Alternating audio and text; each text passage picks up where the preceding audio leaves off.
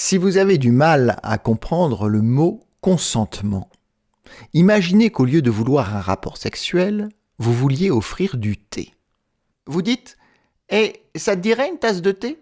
Et si la personne vous répond « Oh oui, j'adorerais une tasse de thé, merci », vous savez qu'elle veut du thé. Si vous dites « Et tu veux une tasse de thé ?» que la personne répond « Peut-être, mais je ne suis pas vraiment sûr », alors vous pouvez lui préparer une tasse de thé. Ou non. Mais sachez qu'elle ne la boira peut-être pas. Et si elle ne la boit pas, et c'est la partie à retenir, ne la forcez pas à la boire. Le simple fait que vous lui ayez offert une tasse de thé ne vous autorise pas à l'obliger à la boire. Et si la personne vous dit « Non merci », ne lui faites pas de thé, tout simplement. Ne la forcez pas à en boire, ne vous emportez pas contre elle parce qu'elle ne veut pas de thé. Elle ne veut simplement pas de thé, ok ? Elle peut dire « Oui, s'il te plaît, c'est gentil de ta part ». Et quand le thé arrive, elle ne veut plus en boire. Bien sûr, c'est un peu agaçant, parce que vous avez fait l'effort de préparer du thé. Mais rien ne l'oblige à boire du thé. Elle voulait du thé, mais maintenant elle n'en veut plus. Certaines personnes changent d'avis le temps que la bouilloire chauffe, que le thé infuse et qu'on ajoute le lait. Et on a le droit de changer d'avis, mais ça ne vous autorise pas à les forcer à boire. Et si la personne est inconsciente, ne lui faites pas de thé. Les gens inconscients ne veulent pas de thé, ils sont incapables de répondre à la question « Veux-tu du thé ?» parce qu'ils sont inconscients.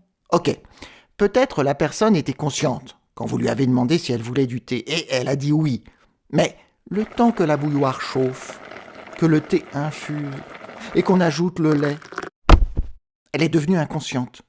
Vous devriez juste poser le thé, vous assurer que la personne inconsciente est en sécurité, et c'est à nouveau la chose à retenir, ne lui faites pas boire le thé.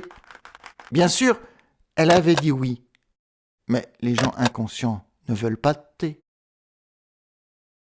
Si quelqu'un accepte le thé, commence à le boire et s'évanouit avant d'avoir fini, ne continuez pas à lui en verser dans la gorge. Rangez le thé et assurez-vous qu'elle soit en sécurité. Parce que, croyez-moi, les gens inconscients ne veulent pas boire de thé.